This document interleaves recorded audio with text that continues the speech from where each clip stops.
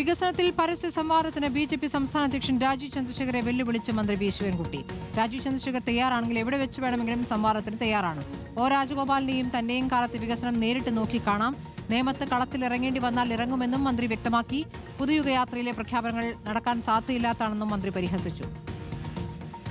Shri O Rajagopal MLA ആയിരുന്ന 5 വർഷക്കാലവും ഞാൻ MLA ആയിരുന്ന കാലഘട്ടത്തിൽ നടന്ന വികസന പ്രവർത്തനങ്ങൾ നേരിട്ട് ചന്ദ്രശേഖരൻ നോക്കിക്കാണുന്നതായിരിക്കും നല്ലത്.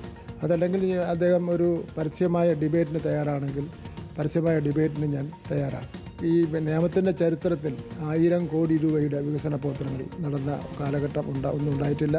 ഇത് വെറുതെ വെള്ളത്തിൽ വരച്ചതുപോലെ പറയുന്നതല്ല, നേരിട്ട് കാണാൻ കഴിയുന്ന വികസന പ്രവർത്തനങ്ങൾ.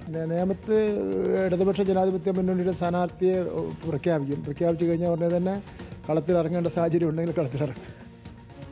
ഗോപാൽ ശിലാസനൽ വിവരങ്ങളുമായി. ഗോപാൽ, ഒരേ സമയം കോൺഗ്രസിനും ബി.ജെ.പിക്കും മറുപടി നൽകിയാണോ മന്ത്രി ശിവൻകുട്ടി?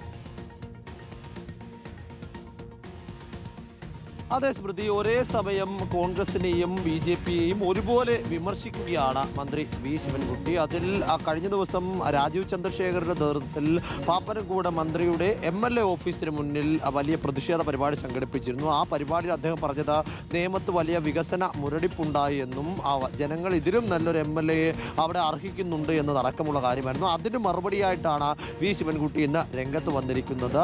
ഒ രാജഗോപാലും താനും MLA ആയിരുന്ന കാലഘട്ടം എടുത്ത് താരതമ്യം ചെയ്ത് പരിശോധിച്ചാൽ അതിൽ വ്യക്തതയുണ്ടാകും. ചരിത്രത്തിൽ ഇതുവരെ 1000 കോടിയിലധികം രൂപയുടെ വികസനം നടന്ന ആദ്യത്തെ കാലഘട്ടമാണ് ഇപ്പോൾ കടന്നുപോയത്. നേമത്തെ ജനങ്ങളെ സംബന്ധിച്ചിടത്തോളം അതൊരു സുവർണ കാലഘട്ടമാണ് എന്നാണ് മന്ത്രി വിശദീകരിക്കുന്നത്.